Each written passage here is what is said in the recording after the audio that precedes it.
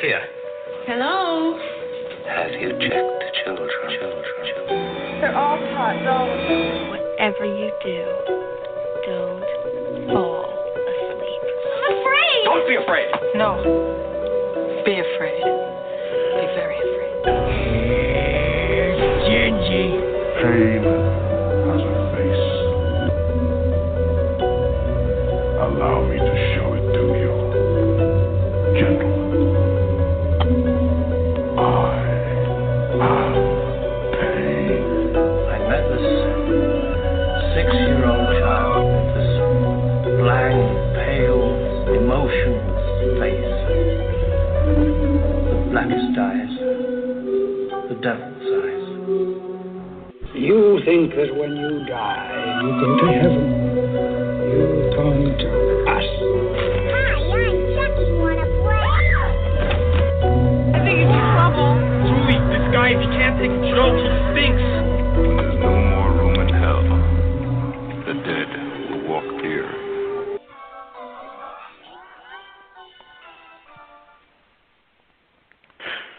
Greetings, Flesh Wound Radio freaks, and welcome to a brand new bonus episode of Flesh Wound Radio. I am Daniel Shine, joined, as always, by the man who stuffed Stephanie in the incinerator and got away with it, Todd Loya. Todd, how goes the day? All goes well. A nice Stromer reference. That is. You were the blaspheming bombshell just a few days ago, so yeah, it made sense. So how goes the day, Todd? The evening? All goes well. Busy day. Lots of watching stuff. Lots of working. And now it's time to talk some Stranger Things. I guess no. No Stranger Things. They're no. This is the unless they're doing a home invasion angle next season. That'd actually be pretty cool. Alien assholes torturing them. I could see that kind of working as a storyline, but no. Tonight is R-rated Strangers. Oh, I know. You're still waiting for This Ain't the Strangers. Yes, yes. Well, is it me, or does it seem like the porn parodies kind of died off a bit?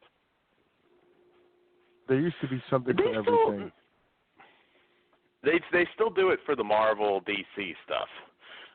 Yeah, okay. I used to look forward to the once-a-year Joanna Angel one. What the hell? This year we need This Ain't the Strangers or I thought you were going to say This Ain't Stranger Things, but dude, those are fucking kids, you fucking pervert. Damn. I'm not Victor Salva. I don't even have to say allegedly at this. I have to tell you, the funniest thing I saw on one of the horror message or horror Facebook groups this weekend, someone very specifically asked for what are some good movie titles for an 11-year-old who, and I don't want, without any sexual content, so I could, show them. And, people named off a bunch of good stuff. And someone, of course, did the flip it Salo comment, which, is great for 11-year-olds. But the one that got me was Clown House Creepers. No, it was Jeepers Creepers. 11-year-olds will love it, or something of the sort. And I was like, fuck. I would have went the Clown House route. But yes, I was like, let's just. I don't even have to say allegedly with that shit. That motherfucker's a pedophile and convicted. So. Well, there you go. Yes, he is. You can say whatever you want about Salva. So yeah, a lot of things are dying down. I don't think anybody was accused this week. Either that or it's just not reported anymore. But yeah. I think they moved on to their rage or something else now. I don't know. The Trump Kim Jong meeting. That's going to be so fucking weird. Maybe that's what's bumping it now, but yes, we're just coming off of Payback. Not Payback. Fastlane. All of these newer pay-per-views bleed together. So that's why we're at an odd time for you guys tonight.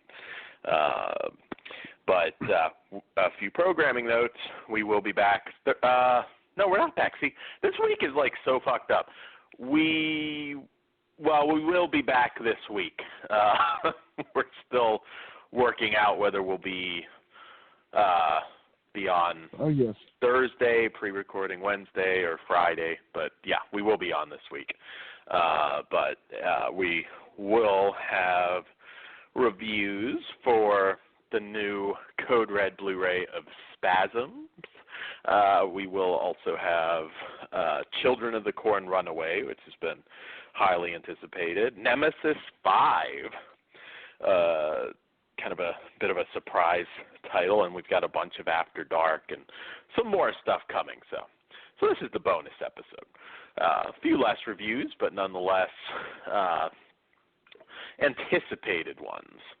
All right, so we don't have a whole lot of news, but we have a couple brief bits. Apparently now we have a title for the Goosebumps sequel, which is going to be called Slappy Halloween. And they have some cast. I can't remember if Jack Black's supposed to be back in this one or not. I actually thought the first one was a pretty good kids horror flick. I enjoyed it. I'm actually looking forward to this one. I can't remember if Jack Black's coming back or not. It's probably I thought they Jumanji money. I thought they said he wasn't in it. Okay, yeah, that's what I thought too, but I don't know if it was ever confirmed. But yes, that is coming Halloween of this year apparently. So you'll get to see that. It'd be nice get to go with my my nieces to something they can see.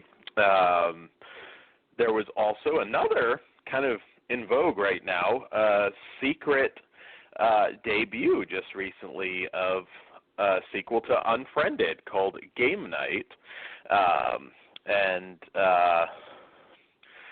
This one, don't know a whole lot about, or Unfriended Dark Web. Apologize. That's the new title. That was the older title. That one we'll definitely have to review. I was like, don't we have a movie called Game Night? Yes, that was the original Unfriended Game Night, but this one came out of nowhere. I heard they were doing a sequel to it. It's kind of an odd one to do a sequel to, but I watched the original one. Todd knows all about the dark web. Todd is a legend in the dark web. Oh yeah. Yes, Todd selling body parts to a gimp in Berlin. That's how Todd rolls. That's how we fund the show. No hate. We don't shun anybody. We don't want to lose the pervert base. This is our show. We can't afford to lose the pervert base. So that's our bread and butter. It is indeed. So yes, that's not a whole lot of news bits for you guys, but we did have that. Did you see the trailer for that new IFC Midnight movie, Low Life? I did not. Actually, it looks pretty cool. I don't know if I'd call it a horror movie, but looks interesting. Posted that on. You know which one caught me off guard, and I don't know if they played it with when you saw the the movie. Traffic actually looked really good to me. Yeah, that did. Yeah, the Omar Epps, Luke Goss, who I haven't seen in a theatrical film in a while. Yeah, it's kind of like white supremacist human traffickers. It looks pretty good. Yeah, did you also see the trailers for? There were a few familiar faces we haven't seen in a while. Did you see the trailer for that Soderbergh flick, Unsane? Joshua Leonard, Blair Witch fame, playing the stalker. That looks good. I did see that one. Actually, March is looking pretty good to me. March and April. I'm actually more excited about some of the movies coming out then than I am for the summer slate, because we have Quiet Place, which looks pretty good. Well, actually, could be very good. Hereditary, which looks fucking awesome. And then I also, what was it called? A Bad Samaritan with David Tennant of Doctor Who fame. Kind of a rare heel role for him. That looks pretty good. I don't know if you saw the trailer for that one. You probably did. That was the valet thing where they broke into the house and discovered the kidnapped victim. That looks pretty good. Some of them were kind of more in the thriller vein, but they all looked really, really good. So yeah, we've got some. It's shaping up to actually be a damn solid year again for horror, coming off of what I thought was a really good 2017. So we'll definitely be bringing you guys all of those. I've got a few movies I need to see. I have to see that Gringo, which looked really good, Amazon movie that's playing right now. There's a lot of sleepers right now that I'm interested in seeing. All right. So, Todd, did I miss anything? Anything crazy happen? It's been a wrestling day, so I could have missed something. Yeah, we haven't had much news today. Okay. So I guess without further ado, we'll get into our show. And boy, oh boy, do we have a batshit fucking movie to kick things off tonight. We've had a lot of those recently, but I really mean it this time.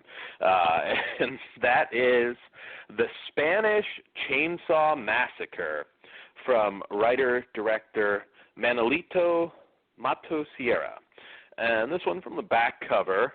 While touring to promote their first record, a heavy metal band break down in the desolate countryside and must spend the night in a strange small town populated by a family of bloodthirsty, cannibalistic maniacs who are looking for their latest sacrifice to be the patron saint who they worship.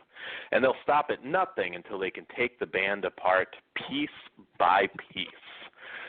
All right.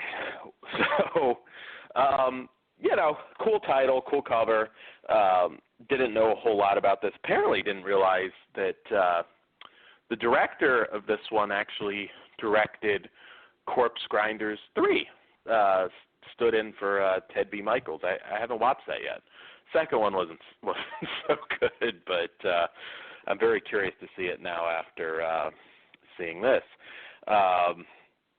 Okay, so this one made me fall in love with it immediately with the Jess Franco Memorial Airport reference. Oh, yeah. It had me immediately. This is probably one of the best movies I've seen in recent years that Troma never made. This is, if you are a fan, particularly of in-house Troma films, then you definitely need to see this. This movie is fucking gross. I mean, fucking nasty.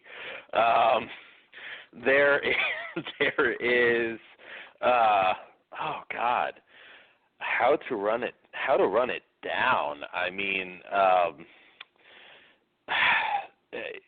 yeah, I mean, packed with gore. We get the girl with the dreadlocked pubes, which I thought was pretty nasty. We get projectile cum, scat. We get gratuitous butthole surfer references.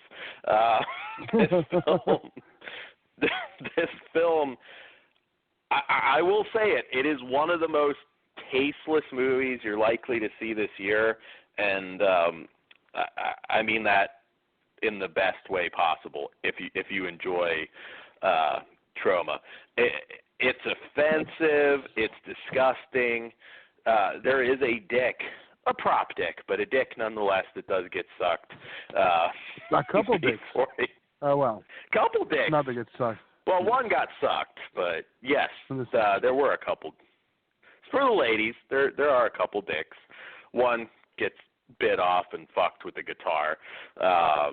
So the other one gets screwed. But you do get it. The other one gets screwed. I said the other one definitely gets screwed. Yes. I was going to say kind of a unwanted Prince Albert is performed in this one. But yes, I mean, this is obviously not for everybody, but I laughed my ass off, and there were a few times where even I couldn't get over how nasty this thing was. It'll probably offend just about everybody. What did you think, Todd? Because this was a surprise for me. Yes, it was. And a last-minute switcheroo got us to this. I'm kind of glad it did, because I feel like we get to spotlight it a little bit more than if we were trying to rush through it. Yeah, it was definitely, as you put it, the Troma movie that Troma, didn't make. And, in a private message, Dan mentioned, what did you tell me? Troma. Oh, shit. What? I've messaged you a lot today. It's a wrestling day. No, I know, but he messaged me about Troma dropped the ball, not picking this one up, and my response was, are you talking? Yes. You responded they'd have to pay for it or something? Well, yeah, because Troma doesn't like to pay for movies they pick up. Yes. Matt Stone and Trey Parker got free Del Taco for Cannibal the Musical. So, but it's I'm really glad Wild Eye grabbed it, put it out, and I have to say, because a couple of the more recent Wild Eye, well, it's been a minute, but for a while their pickup overseas titles would be kind of inferior PAL to NTSC transfers. This one I did notice that. It looked very good. It looked, native NTSC. But my only complaint transfer-wise was the subtitles were burned in instead of removable. That's a little, one little thing. But other than that, I was really happy with it. Do you speak Spanish, Todd? No, not at all. Oh, well, it didn't matter. You had to watch them anyways. I did, but they were really low. And if they were not, they would have been a little higher. That was the only thing. If you have overscan issues on your TV, you might get them cut off, which is why burnt subtitles are never a good idea. But if I did speak Spanish, that would have been annoying too. I could have just turned them off. But, sorry, I'm giving them props because it's much improved to their other, picked up overseas title.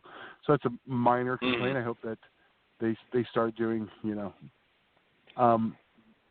not burnt in subtitles. But film itself, it was hysterical. It was offensive.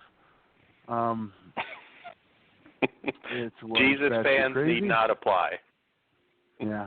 Because it starts off with a bang and wasn't what I was expecting. I mean, we get tits in under like 2 minutes, and then we get bloody tits, so that alone upped it a star. So, I mean, in the first 5 minutes, we're already basically up to a 5-star film. Jess Franco, titties, naked titties, murder, bloody titties. So, yeah. Yes, oh, man, this was, like I said, I mean, this is one of those films that could have a super high rating or be a 0, depending on the type of film you like. But if you do like what we're talking about, you will have a lot of fun with this one. I like the one dude that when he sees the girl's face that's trying to seduce him has a burnt up face, still wants the BJ even though the creepy cousins were watching. that was what the whole movie was like. What the hell am I watching? I mean, oh man, the random Asian girl. That was weird. That was like sitting there like punching the pregnant band member in the stomach. There were so many. I mean, like I said, this is not a movie you will forget. Like, I will remember. I watched so many movies, but I will remember this one years from now. It's actually one, if it comes out on Blu-ray at some point, which some Wild Eye titles will on Amazon, I will pick it up just because if anybody says they want something wild, fucked up, and totally offensive to just about any human being, I will pick this up. And there's tons of gore. Like I said, none of this is at all serious, but there is some very nice practical gore. A couple CG shots, but usually just a couple brief scenes played for laughs. It's pretty much all practical, which was nice. And, oh man, the tiny dick sucking scene, that I think it might have peaked. Especially when the guy kept ripping it, like while she was blowing him. That was kind of a funny reaction. I almost wish we could do our own dubbing of this movie. I would love that. I know that's probably impossible, but God, I would love to just do the Flesh Wound Radio dubbing of this, just for people to enjoy. If you like Troma, Spanish Chainsaw Massacre is a must. You have to pick it up. Oh man, there's literally, I just have I'd be here all night just running down the grossness that's in this movie. Especially the rolling a joint sequence while taking a shit. That was rolling a joint with your pubes. While taking a shit. This movie is so fucking nasty. Yes. Oh man, what was your favorite part, Todd? I think we know it was the opening. Oh. Bloody tits is gonna always win. Bloody tits are your thing, aren't they? Isn't it? We know what Todd's. It's on my list. Todd's. Yes, I'm pretty sure you scratched that one off the bucket list a long time ago, Todd. That was middle school probably. Oh yeah, it's long ago. And to be fair, it doesn't have to be real blood, so.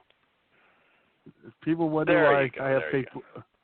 People wonder why I have fake blood in my sex box, so we'll just move along. He clears out the Spirit Halloween store second it opens. I know they have zombie blood now. They have zombie blood, and I'm like, ew, that's weird. Todd botched one year and put the liquid latex down there. It wasn't pretty. It happens. Doctor had to cut you out of there. That happened actually on the movie with me, and I got it. It's gross. I got it where I really didn't want it, and it wasn't pleasant.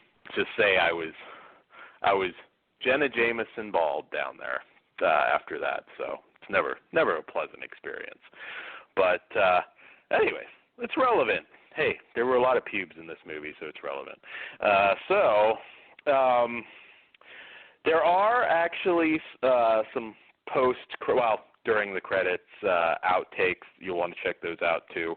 It looks like everybody had a blast making this. I mean, it just put this on during a party with just friends that you just want to gross out, and you'll have a hell of a time.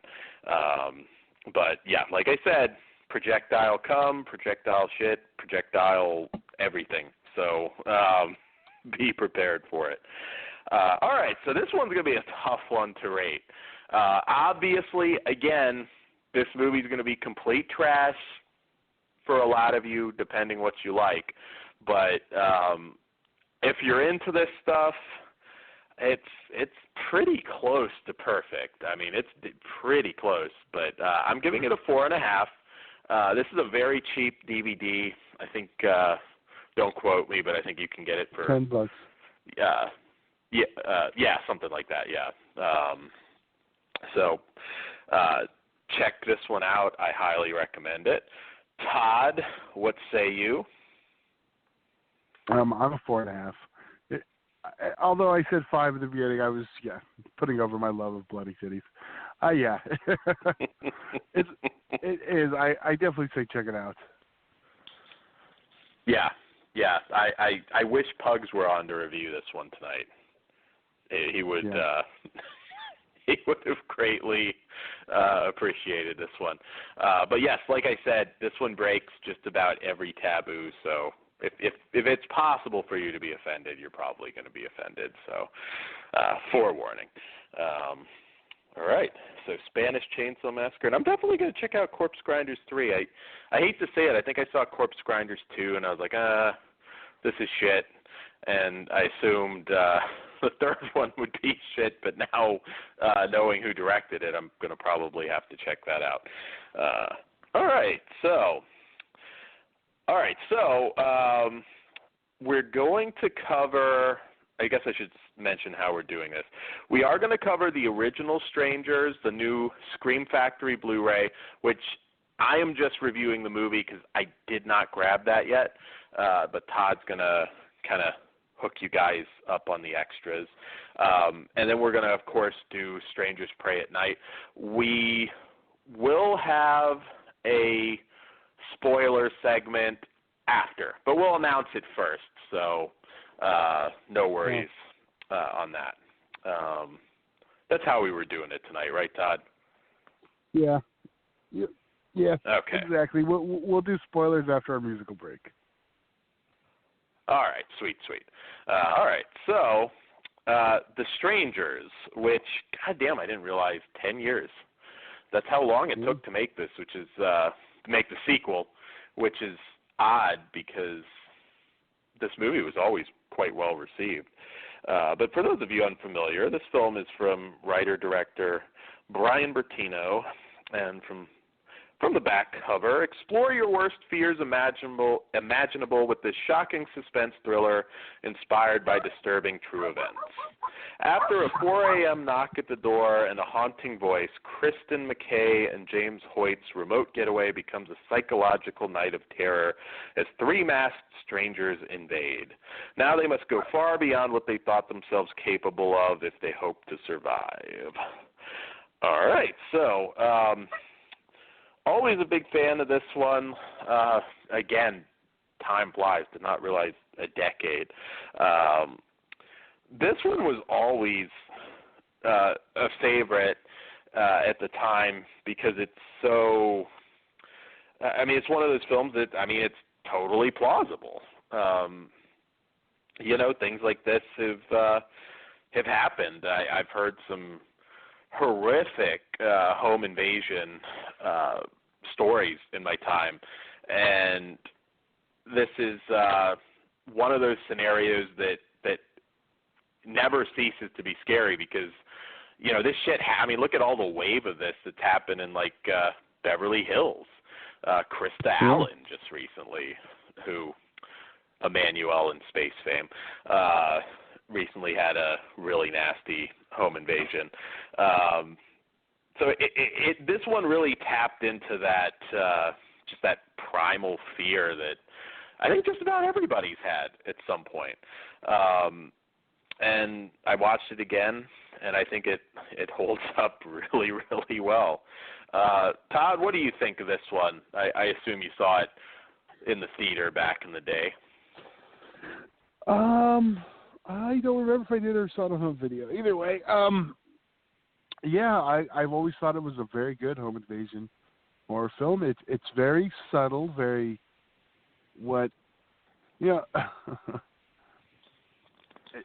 it does the whole. Well, I said it does the whole home invasion, right? But it does the minimalistic approach to keep it restrained, whereas others would go the other direction, and even to the point where in one of the earlier cuts, which I'm still I'm looking at Shoe Shell Factory. This is an extra spoiler. We still don't have that footage of the original finale before they cut all the faces that gave it originally a completely different tone. Where's that stuff? Because I'd really like to see it. But the film itself is great. I mean, when you know, it's that era of you get a couple, you know, bankable, you know, 10 years ago, I think they were names. And I really like Did you say the whole bankable or bangable? I wouldn't fuck Scott Speedman. No, but I did say bankable. All right. Liv Tyler was pretty bankable, too. It could be a girl behind the mask. You never know. Yeah, that's true. But yeah, I always liked the subtleness of it and very realistic, you know. Mm-hmm. Then you can go look at The Purge, which basically the original is a home invasion film. I mean, that one kind of goes the other way. Mm-hmm. Yeah, no, this is a genre for me that always works. I've name dropped this one a ton, but if you really want like a fucking brutal one, James Cullen Bressick's Hate Crime. It's a genre that's I mean, much like Rape Revenge, where it's hard. I mean, it's hard to screw it up because it's just so it works.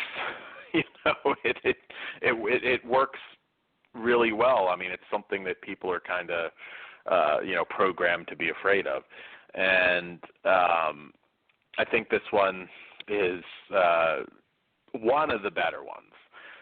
You mentioned Liv Tyler, by the way. I've always liked her. She's actually, I don't know if you watched The Leftovers, but that was a good show that just ended that she was on. I didn't know she wasn't. I know she makes Jersey Girl tolerable. Yes. Well, I don't know about that, Todd. It takes place in a Not video Kevin store. Smith's finest moment. You know, there's elements of that I don't hate. I mean, Ben Affleck. You know, yeah. But that's why we have Moose Jaws now. You know, we did leave. We'll do it right before break. There is one other little piece of info I want to throw out there, non-strangers related, I guess. Sorry, I completely threw us off. No, that's okay. No, I was just going to say this movie, one of the more genuinely scary ones. I mean, there's a few scenes here. Particularly, even just that first scene where the face pops up in the mirror. In the window. I mean, that was just so fucking scary. I mean, those are probably the best moments. You know, where it's just pure mood. It's not even in the mirror window. It's in the room, but in the black. That's what makes it scary. Yeah. Yeah, no, it was so effective. It's interesting because I don't want to jump ahead to the sequel. There are some interesting questions I'll have for the spoiler segment. Yeah, I mean, I guess we shouldn't spoil this one either because some people may not have seen it and they want to. So we'll talk also a little bit about the end of this one. I have a lot to say in the spoiler segment tonight, to say the least. And yeah, Scott Speedman, always good. Another guy that still around, but not really a big star. He actually appeared in The Monster, which we reviewed. Same director, actually. Yes. This director hasn't done much, sadly, but he certainly made a great film here. So yes, God, I forgot actually. She was with Affleck twice, wasn't she? Armageddon and Jersey Girl. Yes. So, Affleck killed her.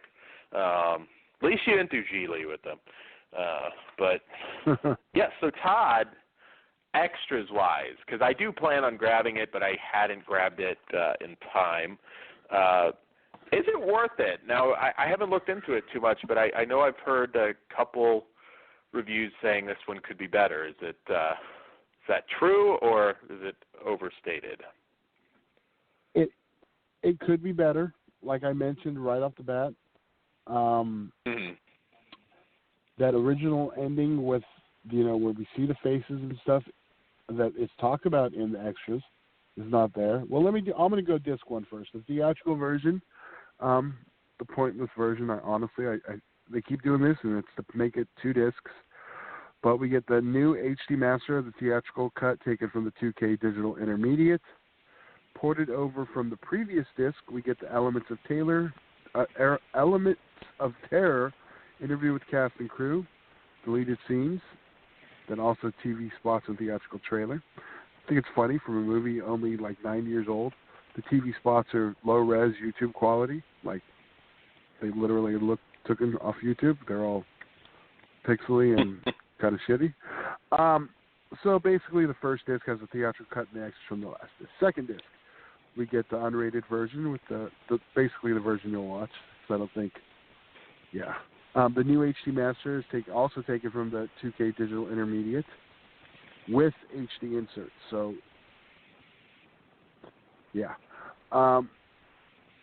there's new interview with writer-director Brian Bertino. Did you said it? I can't remember.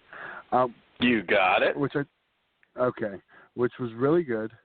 And then we get, that one runs about 30. We get a lot of information. We get a lot of insight into it. It's not to give it all away, but he talks about that ending that, I hate when they do this. Yes, he talks about the ending where they tested it and, the reaction was better when they cut out the faces. I agree. I think it makes it more scary. I agree too, yeah. And which we'll talk about that later. And then we also have interviews with Kip Weeks, who plays Jesus. Let me see if what's the mask? I meant to pop this up in front of me. What's Baghead's name? The male stranger. I was going to say, I never really, did they name him? I always just called him Baghead. It might be, but I know they named him because of I know the masks all have names. I know Babyface, or Dollface, I should say. Oh, I can't remember. Okay. Man in the Mask. Okay, there we go. That's his name. Then we have an interview with Kip Weeks, Man in the Mask, who talks very much about his performance and everything about it. It was a very good interview. It kind of, we'll get to that later. And he really got the character and the way it worked. And then and same with our next interview. What is her name? Sorry about that, sir. Laura Margolis, who played Pinup Girl, who, the director, who I guess is the leader of the Strangers, which is, and she also really got the character too. There is very much about the characters and how they do it. And the Kip Weeks tells the story of like how he got his interview and stuff. It's all very good stuff. Now, that in mind, there's 3 interviews. Probably runs you about 70 minutes. Does that alone make it worth the double dip? That's where it's hard. I thought they were all excellent interviews. But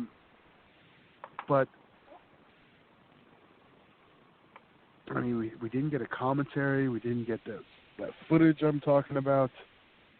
This one, unless you're a diehard Strangers fan, I say stick to your current Blu-ray. If you have the DVD, yes, upgrade. But yeah. I was torn. See, I like this enough that I know I'm going to grab it, but it wasn't like a priority grab. I actually took a shot that Best Buy would have it because I noticed they've been getting a lot of the new special edition Drag Me to Hell I think they had, and surprisingly, I figured they'd have this considering the sequel was coming out. But I will say for fans, random but strangers related news bit, there's a really cool Fright Rags T-shirt that I just saw before showtime that I might grab. They're pricey, but their shirts are pretty good that you might want to check out. But yeah, I always love this, and I love the last shot where with the Mormon kids. I always thought that was a nice little touch, and like I said, we're going to have a very heavy spoiler discussion tonight, but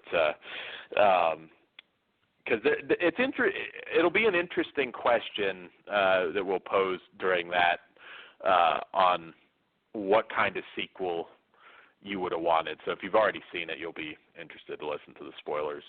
All right, so Todd, how would you rate the movie and the extras? The movie itself, it's solid. I'm going to say it's a 4.5. Better than solid, yeah. Yeah. Extras, I'm only going to give it a 3. I mean, this news, don't get me wrong. The new stuff that's there is good, but it's the stuff that's not there, I think. It is my biggest issue. Yeah. Do you think that, I mean, again, I have no idea if this would be true or not, but do you think it's partially because it was new people behind the sequel? I don't think it was any of the same actors or anything. Wait. Well, this sounds like spoiler talk, so I don't even know what you're talking about yet. No. I meant that. Well, it's not a spoiler. You don't have the same director or crew that did the sequel, so you think maybe they were kind of bitter about it. Maybe didn't want to cooperate on the Blu-ray. I don't know. But we have the director.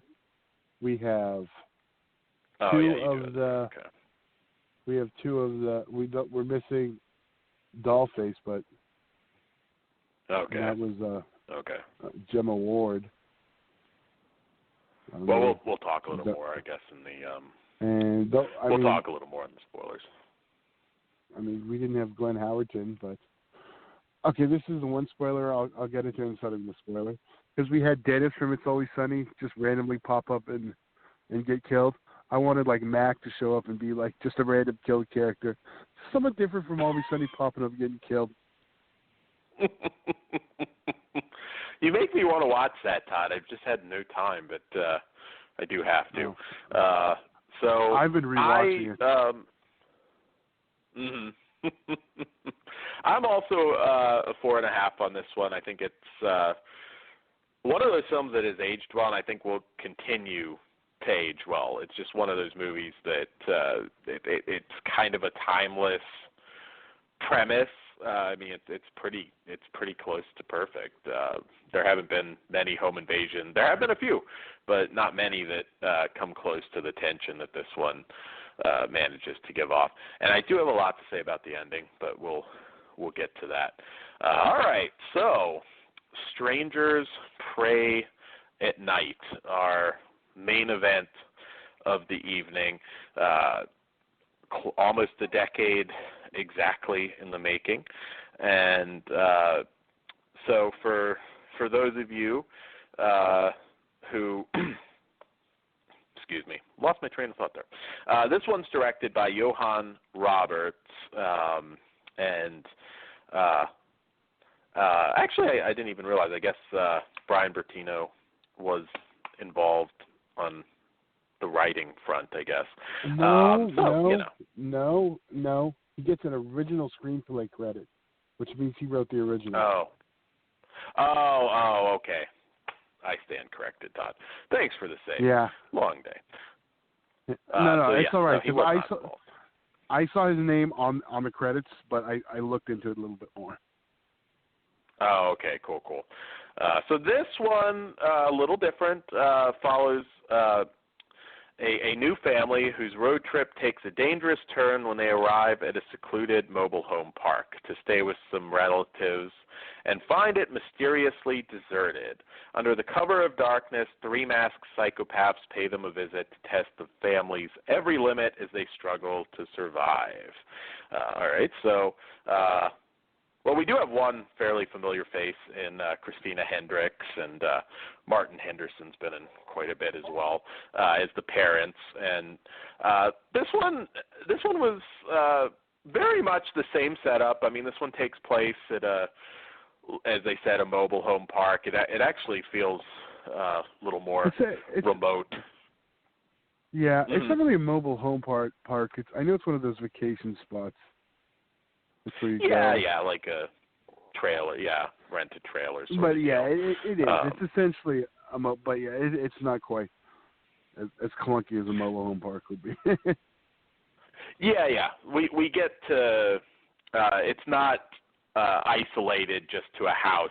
We get a lot more outdoor action, and this one kind of follows. They're essentially going to drop off their troubled daughter Kinsey to a boarding school. So the family's having. I kind of feel like we glossed over the family drama in the first one now. Now they're doing, because that's like the whole setup. You're in the middle of their whole. I was in the first one. Yes, they. Yeah, botched proposal. Relationship issues. It seems like that's we're dropping you into something kind of a fucked up situation already, and then we're throwing it on top. I meant to bring that up earlier, but now that we're getting into this family situation, it kind of jumped in there. But okay, sorry. Continue your description. It's just I just wanted to make sure we didn't forget that. We'll kind of get into it a little bit more because I know both of these are kind of talking about both. So sorry. Yeah. No, this one we kind of have a family unit rather than just a couple, which made it interesting. And Bailey Madison, who plays Kinsey, was actually very good, very likable, even though she's somewhat of a bitch. And we also get Christina Hendricks as the mom. Always nice to see her. I have the redhead thing, so yes, it's always nice to see her. This is the one. This is the one time we'll agree, but I always give her a pass because she's not a real redhead. That's how you know we're really. Old. She looks like a real redhead. Yeah, I know she does, but she is not. It's the freckles. I was like, damn. So this is. No, I would say it's like, damn. Now I feel older because she's like the hot mom now. Yeah, I don't know. Well, yeah, no, she would definitely be age appropriate for this. No, but I'm not sure how old she is, but yes, this one is a little bit different, huh? She's 42. Oh, okay. Well, she is, but she's still got some time. She could still do the babe role, Todd. That's not. I know that's the thing. She still doesn't look it, so they haven't discarded her yet. But now she's starting to get these roles. She'll be somewhere with Liv Tyler in a few years. Liv Tyler doesn't really look dramatically different. I think. Well, yeah, I guess she's probably early 40s. She has to be now. But yeah, no, I saw her just not long ago on Leftovers, and yeah, I always enjoy her. But this one opens things up a little bit. There's a lot of outdoor action, but everything still feels very isolated. I mean, there's really there's nowhere truthfully for them to go. I don't know if it's kind of the Aliens style, where this one definitely is a little more action-packed, and there's a lot more fighting back, giving it to the strangers as well. But it doesn't sacrifice the suspense for me. I don't know. What do you think, Todd? Because I still thought this one was quite suspenseful. Yes. Okay. I don't know where my part's going to be in spoilers or non. It is. It still has the suspense. It does a lot of things right, but I have a lot of issues, and I don't know how many I could talk spoiler free.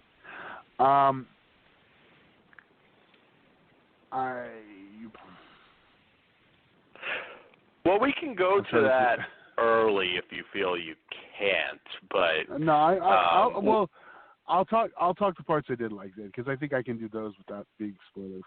I like the use of music, like just like the first one, which we didn't really mention the use of music with the records and stuff. This one does it well with the radio, and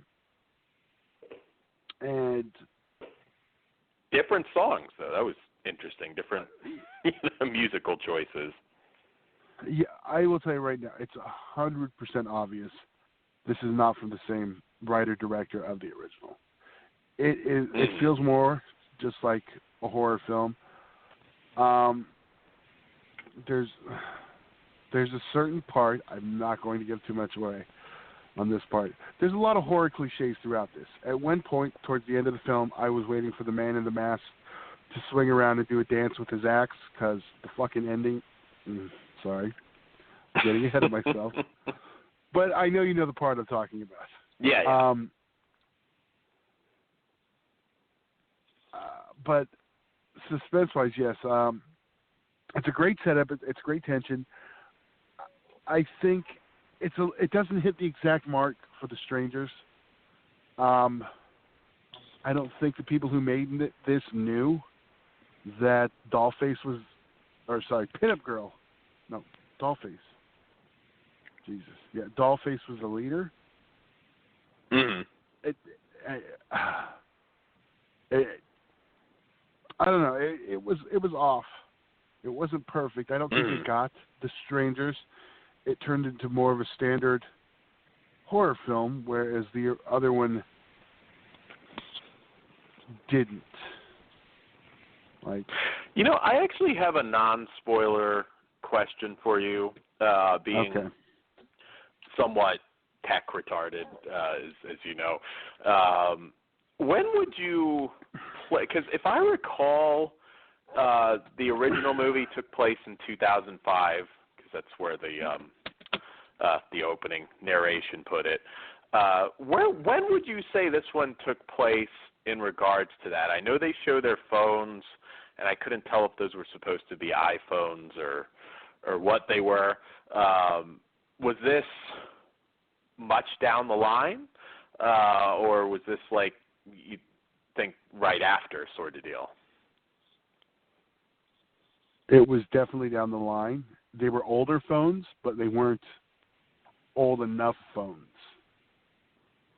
Okay. You know what I mean? I was curious about that because I was like, I can't place those phones, so I'm not sure if this was something that, But again, that's something we're going to notice. The millennials will not. They're going to know their older phones. Yeah. But honestly, they didn't do anything about this one to play up when it was. Because they were definitely smartphones. They all had their headphones. Yeah. And the cars. It's kind of hard. But yeah, they definitely didn't try to place this one, which I thought I have we were going to say in the spoilers. I know. Well, what? All right. I will say this now. I may sound like I'm being negative, but I did end up really liking this one. It's a fun popcorn horror film. That's what it is. And I guess wait. Let me change that. It's an enjoyable popcorn horror film. It's got suspense. It's got scares. It's got some cool deaths. Yeah, it's good. And my only complaint is, okay, no, I can't even say my only. I have some complaints, and one is not. I have one that's not a spoiler, and people were screaming at it. And it's not a spoiler, but there was a moment where a gun could be used and isn't. were people screaming in the theater. I'll talk a little more about that in the spoilers, even though, like I said, it's not really a spoiler. But yes, I really enjoyed this movie. I think it is one of the better slashers. It's got a whole lot more mood than a lot of modern slashers have had. You're right. I mean, there's definitely cliches. You can kind of, see where things are going to a certain extent. But if you enjoy a good slasher, I cannot see you not liking this. It's very stylish. Exactly. It has the mood. I think that's my problem. But you can see it's not the first movie, and I don't mean that in a way like every sequel should be the first movie again. The tone is wrong. For a slasher, it's great. For strangers, they didn't get it right. They got it close, but they didn't get it right. Yeah, I mean, I do think the original Strangers had a handful of moments that really hit a 10 on the fear meter. This one definitely, kind of, will keep you glued to the screen, but it just never reached that elite level of fear that I think the first one managed to do in several scenes. So I'm a 4 on this one. So, I mean, by all means, I highly recommend it. I really enjoyed it a lot. But I do think the original's better. Although there are some people actually saying that this eclipses the original. So I don't know. Some of you may like it even more.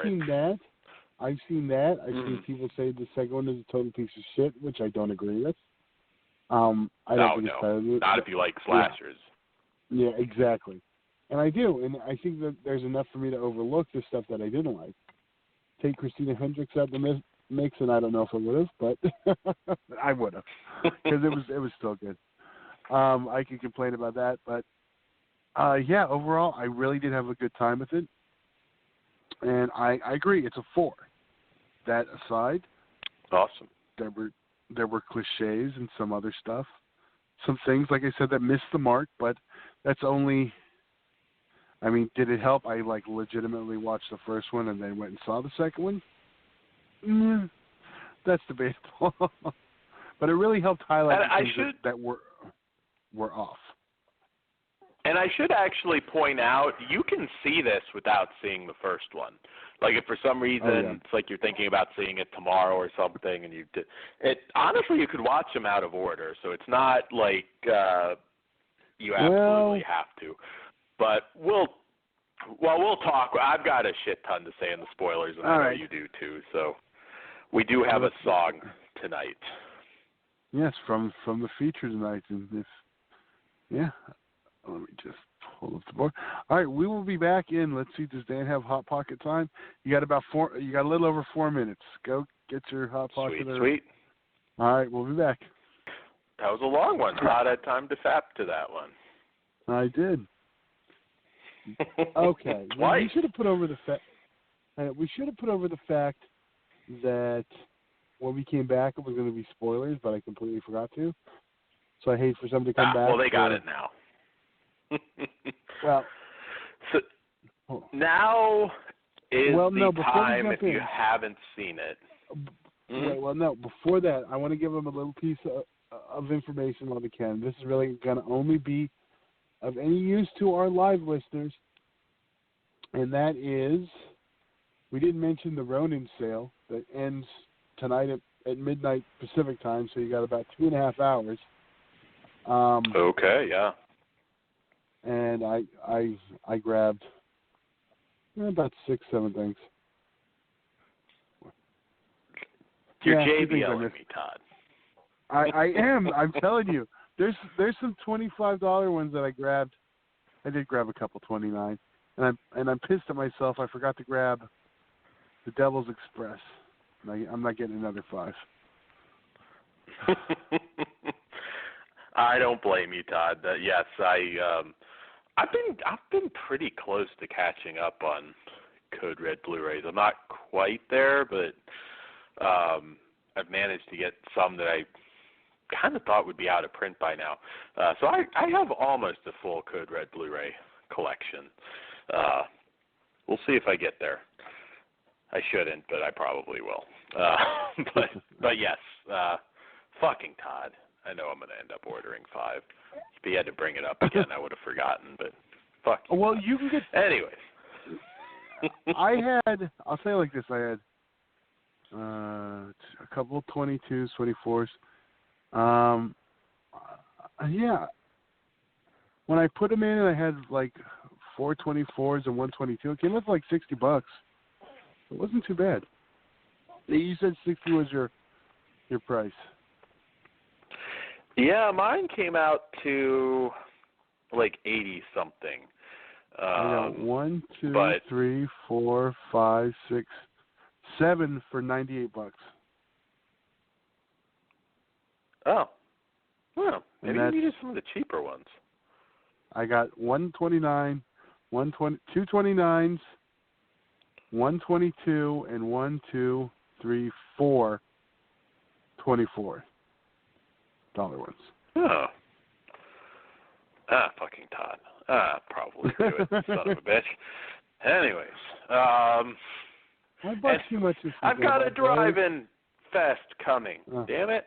But anyways, and that's the fucked up thing too. There's like 5 that I need, so it's like, oh, yeah, do it now. Be glad you didn't go to Monster Mania this weekend.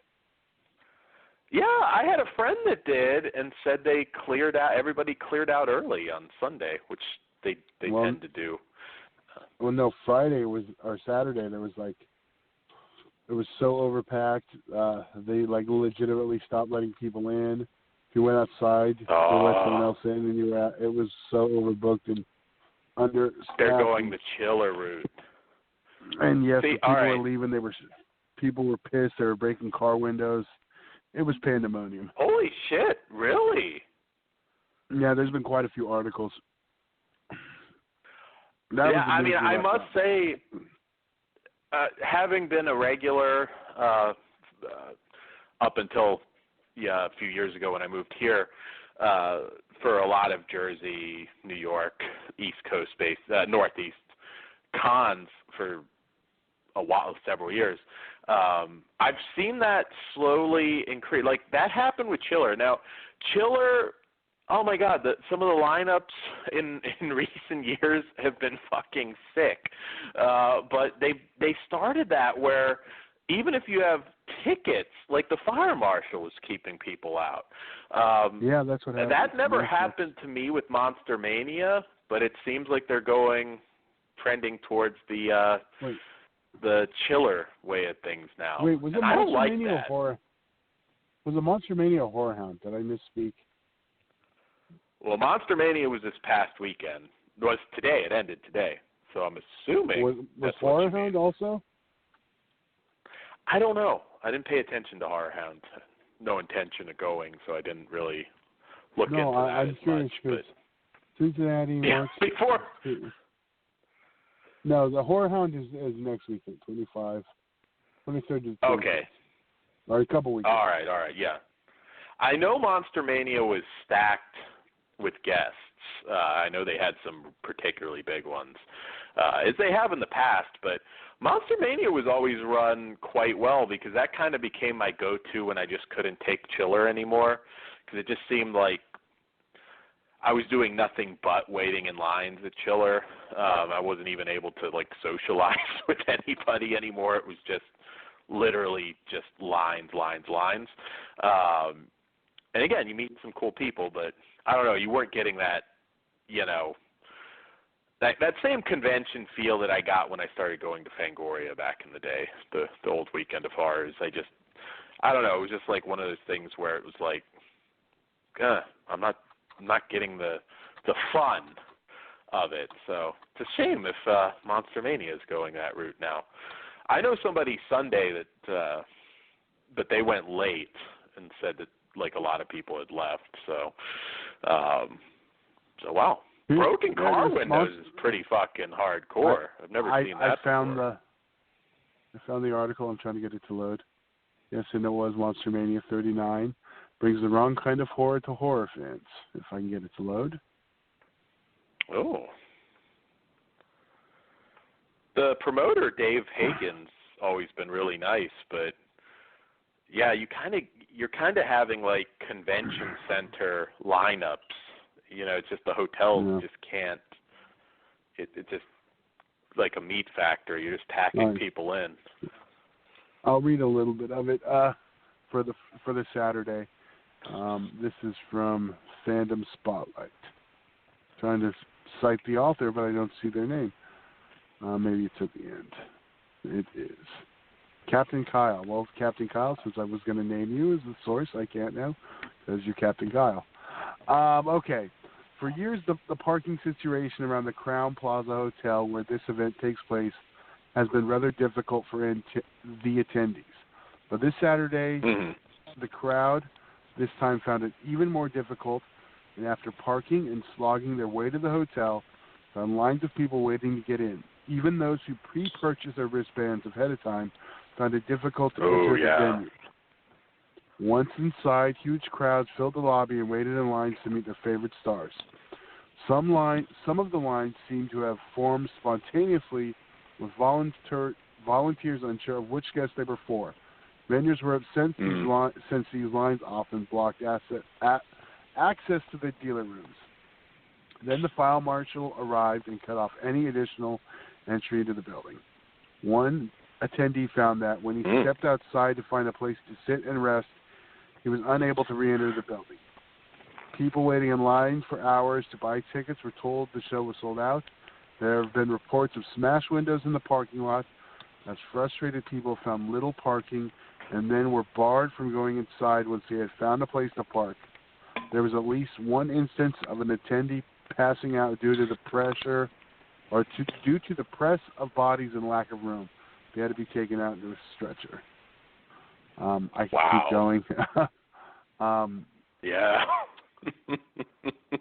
Yeah, they're going chiller mode. Wait, shit, no. Although I don't think I've ever heard of smashed windows. Well, it was taking 3 hours and 40 minutes, 3 hours and 40-degree weather for the Stephen King's It signing. The line went outside. There were 40 degrees.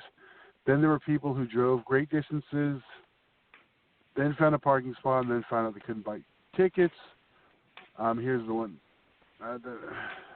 Those who are fans of panels were disappointed when all of the afternoon panels were canceled, as well as many of the screens that usually accompany the concert. So they fucking, damn. They botched. I was fucking pissed. Yeah.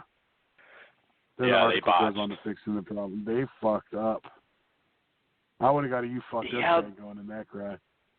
No, that's my best. I would have started the riot. Oh yeah, I was gonna say I just chuck a fight.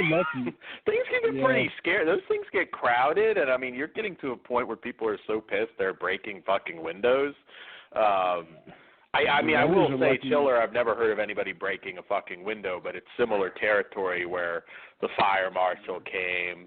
And the other fucked up thing about Chiller, and I don't know that this has changed, I assume it probably hasn't because the lineups just keep getting bigger and bigger, but they made you fucking wait outside every fucking day, whether you already had your tickets or not, for the weekend.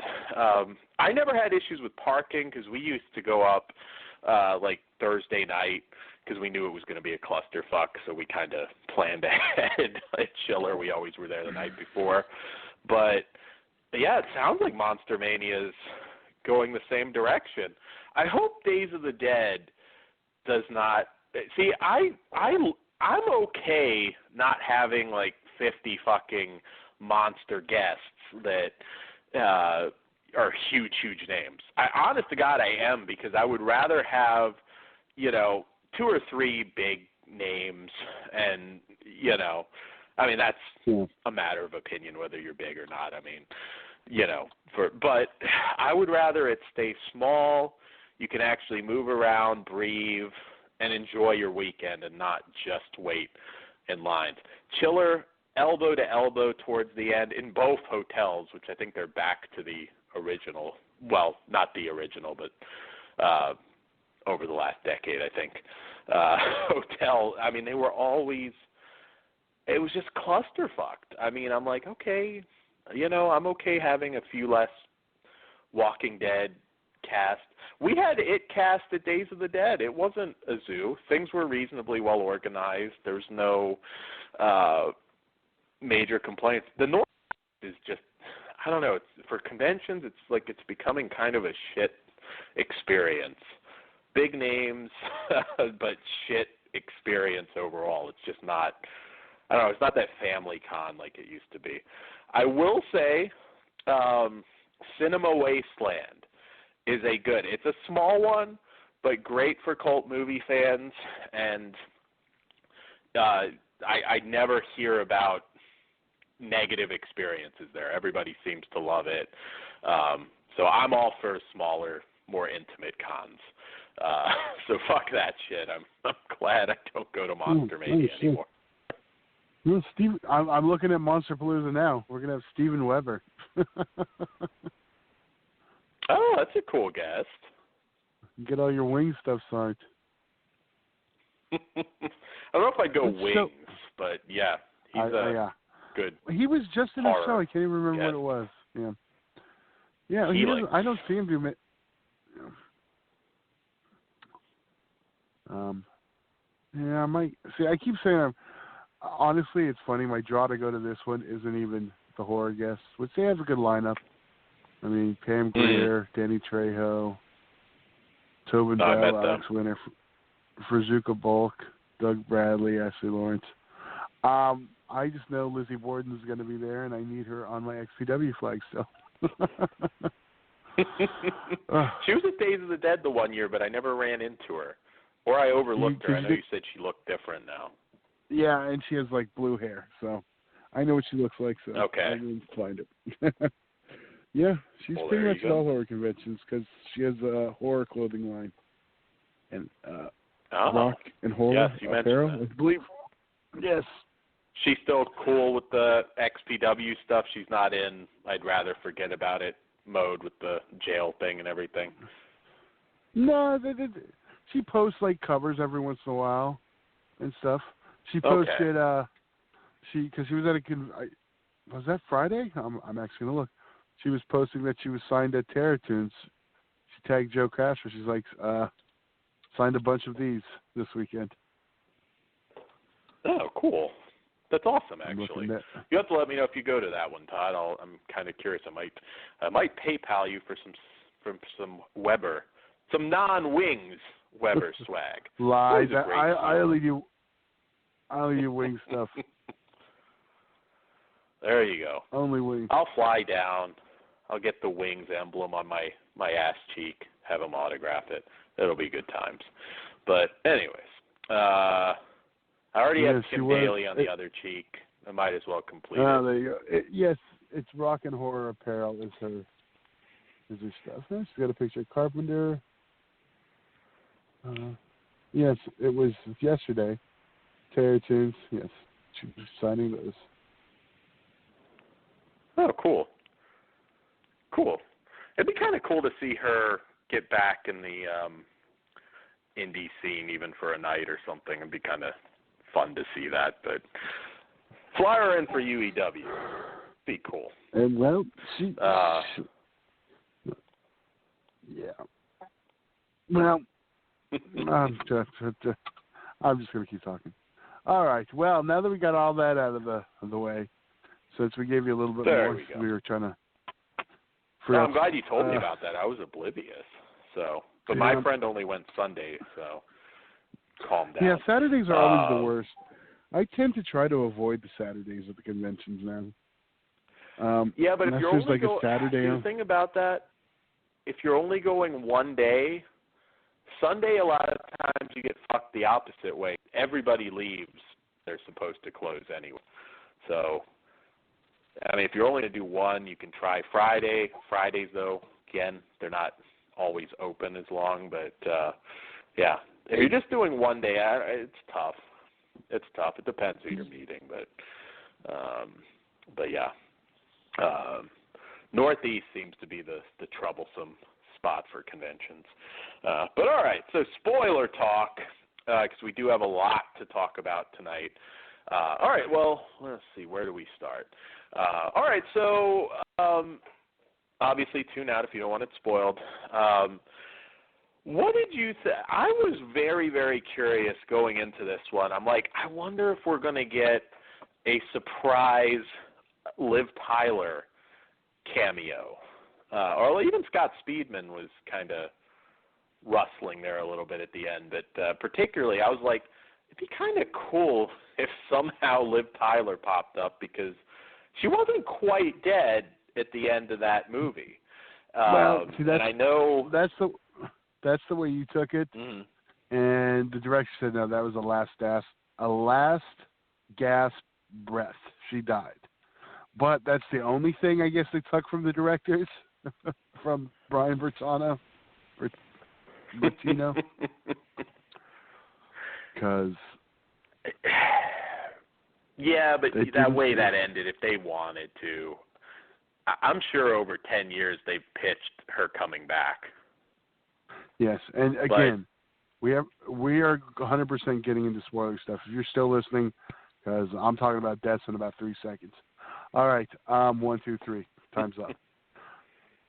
Yeah, how the fuck did you kill off the fucking the strangers? I mean, I was like, I get. Yeah. I thought it was kind of, is it wrong? I thought it was sexist. They didn't kill off the man in the mask first and save it for the actual fucking leader of the strangers. But again, I don't think this crew knew who the leader was. And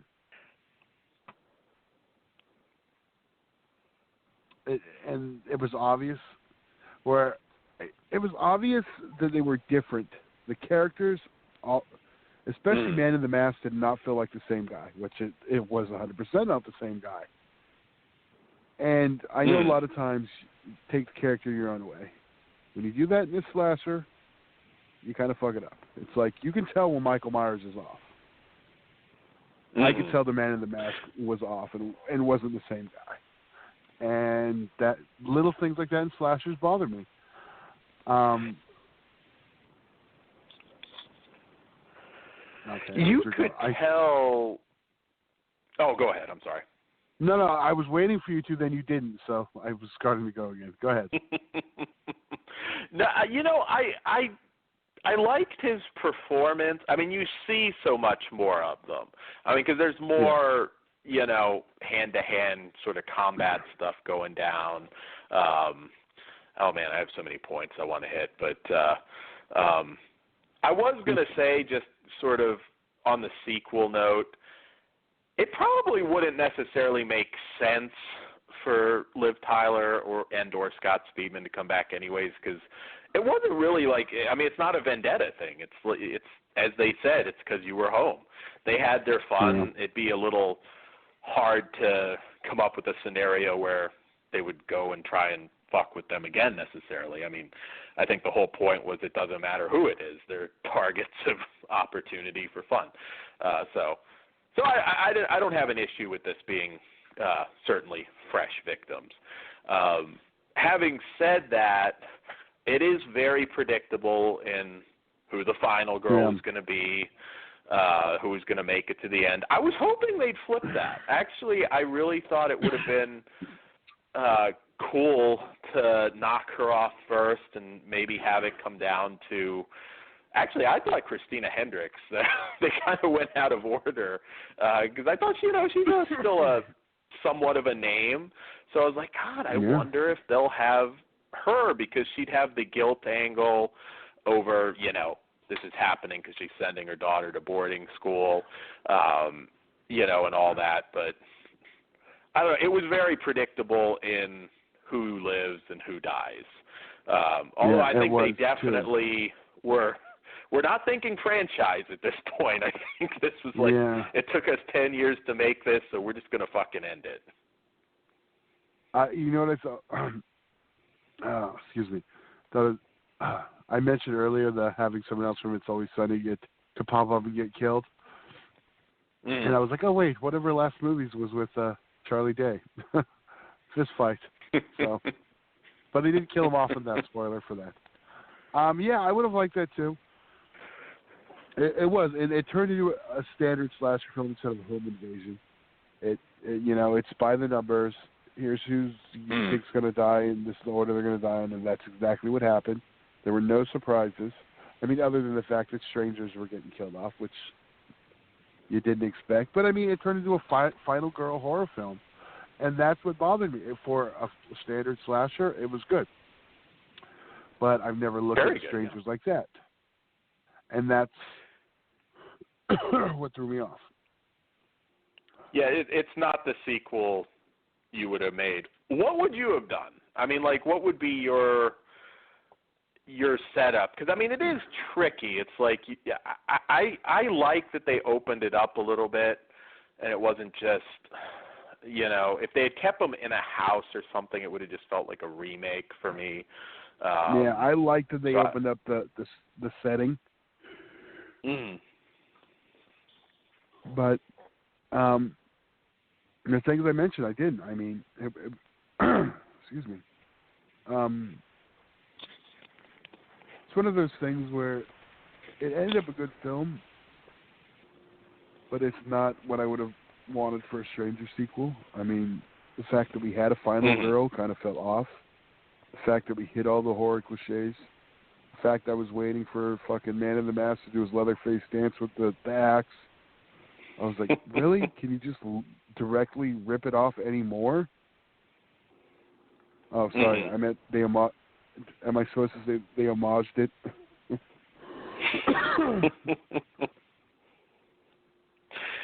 Yeah, I mean, it is predictable, but it is so much better made than most recent slashes that I've seen. So it's like, I'm actually looking forward to watching this again. There's a lot to criticize yet, and I really want to talk to McGibbon about this one.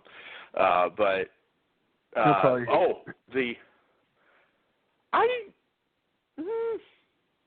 don't know. Maybe I could see him going either way with this one, but yeah, the one moment, and I kind of already mentioned it, but when he had the gun on her, oh God, everybody shoot the fucking bitch. They spared the F-bomb, but I heard multiple people shoot the bitch, and I was like, well, because I know a lot of people were saying that was stupid, but I'm like, you don't know how you react under that kind of fear and pressure. I get it. So I didn't really necessarily have an issue with it. I would have shot the bitch, but here's my thing. What happened to the gun? Wasn't that after the car crashed through? So I would assume the gun with him. He did he? I didn't think he had it. From the car crash with his dad? When the car comes crashes through the mobile home, wasn't it like on the table or something after, the girl left? I didn't think it reappeared. I don't think they ever showed him with it. So I just kind of assumed, somewhere he there ran out in the rubble. Well, either then that's horrible filmmaking because that was never pointed out. Because, no, he had it. I think he had laid it on the table, to be honest. But I can't rewind exactly. I mean, a theater. Yeah.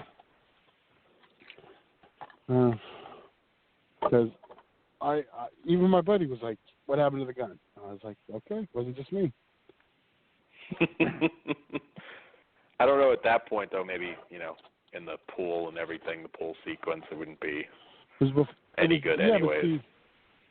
But it was before that. The last time I remember when he sticks her under the thing? He should have still had the gun. Yes. No, because that would have been after right after the house. The car crashed through the thing. Because I'm pretty sure. Because even I was sort of thinking when he laid it down, that was kind of stupid. Because I mean, granted, she left, but who the fuck knows who's going to break through the window or what have you. But yeah, and I think as the car came in, it just, obviously you were running Okay. at that point. I still think I would have made a quick look for the guy at that point. Yeah. But yeah. So another thing that a lot of people have brought up, and I don't necessarily think there is any meaning to it, but the "Is Tamara home?" line. A lot of people I know were like, God, I kind of wish they had alluded to what that might be. But I was just like, I think it was just a ruse. I don't think there was really anything else to that. I don't either. I mean, they said in the original, why did you do this? Because you were home. That's just a reason to knock at the door. Although I did, I did like the version of the line in this one. The "Why are you doing this? Why not?" I was like, yeah. That's the one thing they did keep, the no motive.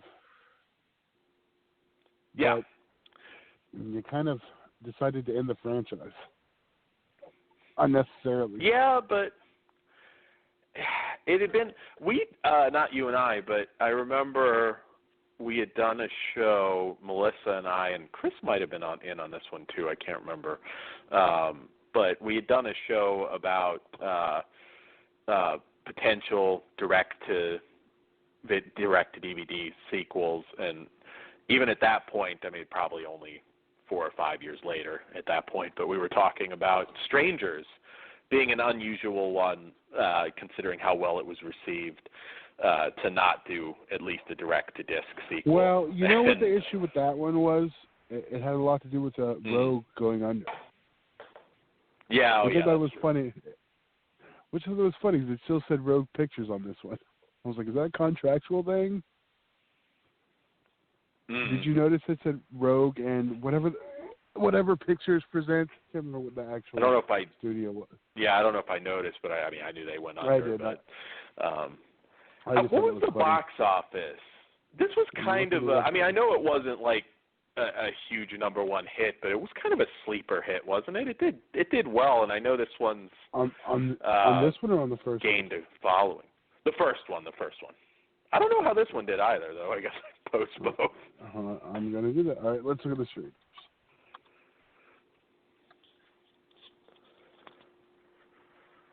$2008.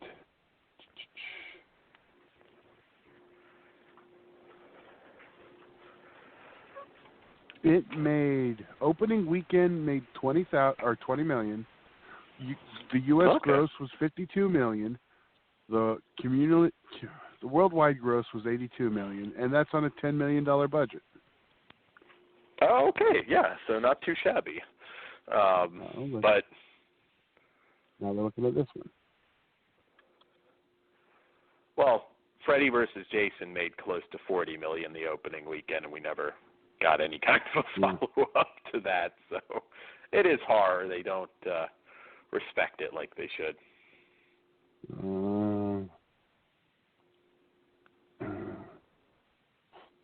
It was third place with $10 million. Okay, Time this one. made All 33. Right. I'm trying to find the budget, but it. This one I don't think cost much at all. I don't quite see this one having a huge budget, but yeah, I liked it. I liked the use of music that they used. Definitely different from the first one, as you said. I don't know. I mean, like I said, I like that they opened it up. I think I would have been. I mean, I would have put it closer on par with the original had it been a little less predictable. I was the whole time. I'm like, please, and not that. By the way, I really liked her. I thought she was a great actress. I really enjoyed her in this. But I'm like, that is so obviously the final girl. Please do not make her the final girl. I would have even been totally cool at the end if they had killed her and the brother was the last one standing. That actually, I think that would have been satisfying. Yeah. They should have killed her off. I mean, if that's like Stranger's thing, I don't know. I just was kind of like, aren't we killing her off? Are we killing them all off? Once they started killing the actual strangers, I was like, we're not getting the same thing. Well, let's be honest, the way it ended, I mean, I didn't really take that to mean anything in particular or really be a serious sequel possibility, but no. You could, in theory, have others that are doing the same thing. In fact, maybe they weren't the same. Maybe these were different people. You could. I don't think we're going to see it, but although I think the director of this did confirm that they were the same killers. So, but that doesn't mean they have to stick to that. You could technically still do a sequel to this, have a psycho relative or something. But yeah, I was very happy that they didn't over-explain them. We didn't get backstories on who they were. It leaves you wondering a little bit. I mean, I take it that Baghead, the man in the mask, was probably a boyfriend, love interest of one of them, the way he reacted, particularly when the brother nutted up and told him he killed one of them. But, yeah. So overall, I'm going to say it's two excellent films. This one just had a few issues that if they didn't have, this one could have reached a more elite level. But if you like slasher movies, unless you just have an insanely high expectation for it, I cannot see you not enjoying it. So yeah. Anything else that we didn't cover, Todd, that you wanted to talk about? No, I mean, I think that's, we talked about what was different and not necessary, I guess. Okay. So, so we will be back probably Friday, I think. Todd and I still have to talk it over, but we will be back one way or the other this coming week. And yeah, well, if we record Wednesday, you'll see us at the regular time. But Flesh Wound Radio Facebook page, that's the best way to keep up with it. And, of course, as always, you can download us on iTunes, Stitcher, Spreaker, or just listen through Blog Talk Radio. We hope you guys enjoyed the show. And, yeah, I think that's about all we've got for you. But we will be back next week. I'll have to see if there's anything else theatrical opening soon. There's a whole bunch that I'm definitely looking forward to seeing. So we'll cover those for you. You're getting Todd? You're getting used to me going to see movies and shit. Yeah, I was gonna say that's two for you, Todd. You never fucking go to the theaters.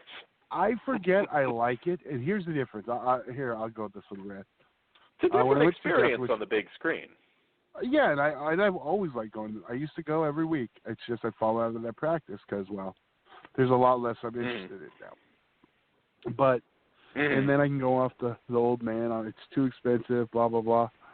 I don't like going to the movies when it's super crowded. Like, I'm at the point I don't like going with other people. Like, I like went going alone. It's relaxing. Yes, because I had to go with Caesar Day, and I'm like, all right, we're leaving at this time. It's like stressing me out. I'm like, I could have. Yeah, I like getting my seat. Yeah, I was like, I would have rather have just went Friday at first showing and went and saw it. But he gave me shit because I went and saw it, because I told him I was going to see Death Wish. And we were going to go Sunday. He never hit me up, so I was like, cool, I'm going Monday. And then he was like, Dick, thanks for letting me know. I was like, well, you should have told me you didn't hit me up Sunday. So I was like, fine, I'll wait for him on this one. I was like, I would have rather just went Saturday. Or went Friday. The only thing that I'll bitch about, I mean, it's not too bad if you go yourself and, certain pirates might bring their own snacks, but not saying I do that, and I'm not saying you should. But I have no bones about that. I used to take sandwich pockets of my sandwiches in my pocket. Man, Now that's fucked up, Todd.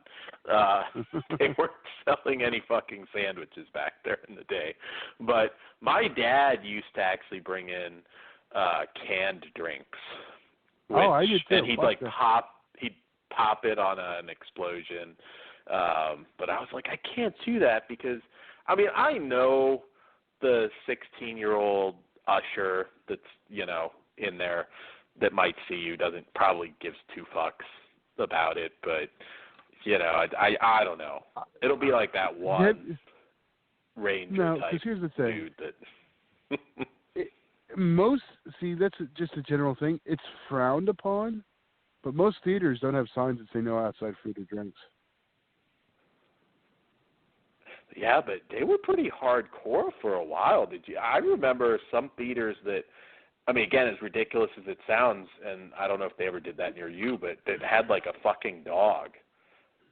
Believe it or not, Jesus. 100%. That's been years and years, but I heard at one point there were a couple theaters that were so fucking pissed. Don't ask me which ones, I can't remember. This was a long time ago. But they'd actually have a dog. They would, that I get. I mean, I'm sure that probably stopped because I'm like, I don't know. I'm going to a theater, and I'm getting my fucking nuts sniffed by a German Shepherd. I'm good. They were there. They were there. See, here's the thing. They were there for the bombs and the explosives people, but just so happens I also smelled your Cheetos. There you go. Here's the thing, though. Like, I mean, you're smuggling. I don't know. I guess I can just ask you to leave, but yeah. But that is true. I mean, I used to take my 40s in there too and shit. That's a little worse than the soda pop when you're cracking a beer bottle. Well, a lot now, like some of the AMCs now. Like we have, I mean, I used to be right near Alamo Draft House, which of course sells booze. But yeah, a lot of the AMC dine-in places, I'm sure you have those down there in Cali. I mean, they have restaurant food, they have booze. You can get it. But yeah, I did used to see a lot of people. I guess I can see the alcohol thing. They don't serve it, so Yeah. The good thing was that someone showed me was. You take your hard liquor, pour it in your ice, and make yourself a nice, refreshing drink. It worked. There you go. Yeah, your own mixed drink. That's pretty cool. So we're giving everybody like horrible ideas. Flesh Wound Radio. Don't do this. Todd. Yes, don't. Todd's opinions are his own. Yeah, it's for entertainment purposes only. Exactly. So sorry about doing this at the drive-in. Yeah. So I hope this is a regular thing because I hope you're going to see Quiet Place in particular. Yeah. That one looks really good. So we'll probably do that. And, we can do Traffic too. Like I said, it's like a lot of this is kind of considered or it used to be considered like kind of. January through March and so on used to be like throwaway season, and I found more often than not I'll see a lot of the films that I really, really enjoy and end up being some of my favorites for the year around this time. So yeah, we'll cover some of them. So that's all I got for you guys today. Todd, Flesh Wound Dan on eBay. I appreciate your business. That's going to wrangle a few of those up to ship out actually now. Todd, anything else? Nope, that's it. Sweet. All right, we'll be back. I'll play the song, all right? That's good.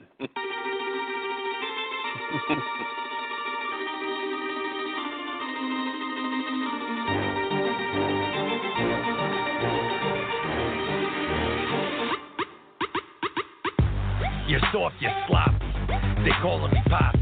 I'm rolling in bands, you riding around and I beat up July. Hey, dog, pros wanna cop, but they are just not. I'm up in the club, stacking them dubs, stuck in a lot. I'm hot like sauce. You soft like ball stuff. You ain't heard of me? Well, you probably are. About nice to meet you, so good to see you. Bros wanna act hard, they need to take it easy. Sport.